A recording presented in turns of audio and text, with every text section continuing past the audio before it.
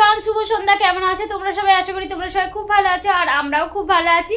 তো জগদ্ধাত্রী পুজোর অষ্টমীর নাইটের এইটা হচ্ছে সাজগোজ। আমি আর মধু একই পরেছি, সেম সেম। দেখি আই মধু। তো এখন আমাদের সিঁদুর পরাটা কিন্তু বাকি রয়ে গেছে, নিচে গিয়ে পরবো। এই যে মধু যে শাড়িটা পরেছে দেখতে পাচ্ছ, পুরো সেম সেম আমিও পরেছি। তো চলো পরে দেখাচ্ছি। আর সারা রাত কি ঠাকুর দেখি না দেখি কি করি, পুরো নাইটের ব্লগটা তোমাদের সঙ্গে শেয়ার করব। তো চলো দেখতে থাকো। প্যান্ডেলের ভাবনা বদলাচ্ছে কিন্তু মানুষের মনোভাবনা বদলাচ্ছে না। তো আমাদের এখানটা হলো দ্বিতীয় চন্দননগর। তো হাওড়া জেলার পাঁচলা বা বাউরিয়া থানার অন্তর্গত কয়েকটা এলাকায় এই জগদ্ধাত্রী পুজোটা হয়। বেশ ভালোই ভিড় হয়, অনেকই লোকজন হয় বলতে পারো। আর ভিড়টা দেখলেই অবশ্যই তোমরা বুঝতে পারবে। আর এখানে দেখো বাচ্চাদের ছোট খোকা বলে অওয়া, ওই প্যান্ডেলের থিমেই এই প্যান্ডেলটা করা হয়েছে। তো তারপরে যেটা তোমাদেরকে বলছিলাম, প্যান্ডেলের থিম বা ভাবনা মানুষের মাথা থেকে বেরোচ্ছে, কারণ মানুষের জন্যই মানুষের ভাবনাটা বেরোচ্ছে আর কি।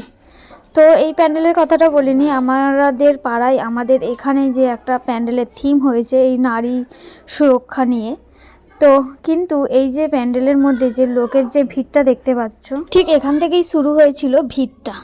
তো আমি, বোন, তোমাদের দাদা ভাই শ্যাম, মধু আর আমার মধুর একটা বান্ধবী সুপর্ণা, তারপর তার ছেলে আর একটা তার ভাগ্নি না বোন যাই হোক ছিল আর কি আমাদের সঙ্গে। এখানে ভিড়টা দেখতে পাচ্ছ, এখান দিয়ে একটা পিমড়ে গলার জায়গা নেই।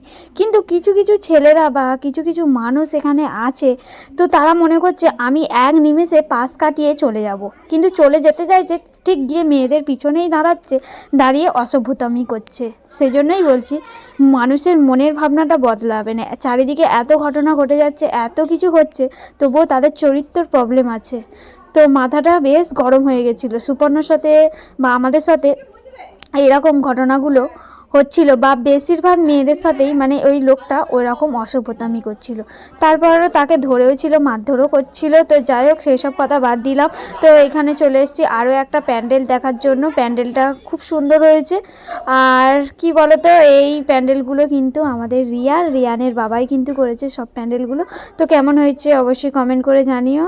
তো চলো, আর তারপরে এখানে গিয়ে না প্যান্ডেলের ভেতরে ঢোকার ইচ্ছাটাই চলে গেছে, যে মা দুর্গা, কালী, লক্ষ্মী, সরস্বতী বা জগদ্ধাত্রী তার বিচার কোথায় করছে, বিচার তো এখনও জাস্টিস পেলো না।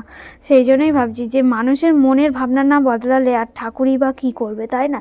এরকম মানুষগুলোর জন্ম নেওয়াটাই মনে হয় ভুল। তো যাই হোক, এখান থেকে বেরিয়ে আমরা যাচ্ছিলাম বেলকুলার ওইদিকে বা বাসুদেবপুর মেলায় ঘুরবো, সবটাই তোমাদের সঙ্গে শেয়ার করব। তো চলো ভিডিওটা কন্টিনিউ দেখতে থাকো, আশা করি তোমাদের অনেক অনেক ভালো লাগবে। আর জগদ্ধাত্রী পুজোয় তোমরা কে কেমন এনজয় করলে সেটাও কিন্তু অবশ্যই কমেন্ট করে জানিও। আমরা তো প্রত্যেক বছর চন্দননগরে যাই, কিন্তু এবছরে কিছু সমস্যার কারণে যাওয়া হয়নি। তো আমাদের এখানেই আমরা ঠাকুর দেখেছি, তো বেশ ভালোই লাগলো। আর এখানে দেখো একটা সেকালের আগেকার দিনের একটা চিত্র ফুটিয়ে তুলেছে, গ্রাম বাংলার বলতে পারো। পিঠে পুলি বা পৌষ পার্বণের এই সমস্ত দিক দিয়ে প্যান্ডেলটা করেছিল, বা সেই কি বলে না, সেই ধান ভাঙায়, আমি ঠিক অতটাও জানি না। তো যাই হোক তোমরা দেখো, ভালো লাগবে।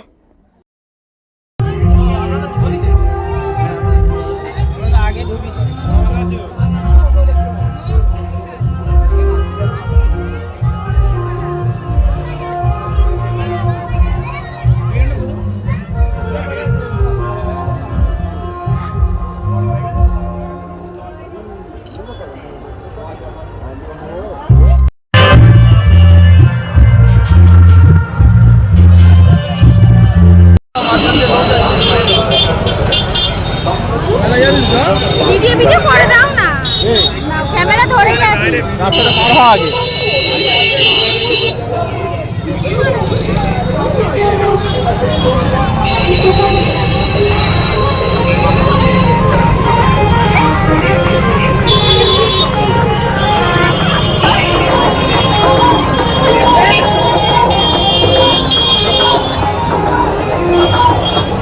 এখন আমরা চলে এসেছি বাসুদেবপুর মেলায়।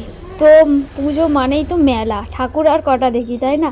তো ঠাকুর দেখেছি, বেশ কয়েকটা ঠাকুর দেখেছি, সব কিছু তোমাদের সঙ্গে শেয়ার করেছি। এখন চলে এসেছি বাসুদেবপুর মেলায়। তোমাদের দাদাভাই খালি বলে আমি রুমালি রুটি খাই না, তাই জন্য এখানে রুমালি রুটি হচ্ছিল, সেটাই তোমাদের দাদাভাইকে আর কি দেখাচ্ছিলাম। তো আমি বলছিলাম পজ করে ভিডিও করো। তো মেলায় এসেছি, নাগরদোলায় উঠবো না বা ব্রেক ড্যান্সে চড়বো না, সেটা তো আর হতে পারে না। নাগরদোলায় উঠতে এখন খুবই ভয় লাগে, কারণ খুলে পড়ে যায়। কিন্তু ব্রেক ড্যান্সটা এখন আমরা বেশি প্রিফেয়ার করি বা বেশি মানে উঠি বলতে পারো। নাগরদোলাটা আমি আর মধু ছেড়েই দিয়েছি বলতে পারো। তো এখানে খুব এনজয় করেছি, খুব মজা করেছি, আর এখানেই থেকেই আমরা বাড়ি চলে এসেছিলাম, আর সেরকম কিছু শেয়ার করতে পারিনি। তো চলো ব্লগটা এখানেই শেষ করব, আর কেমন এনজয় করছি সেটা তোমরা দেখতে থাকো।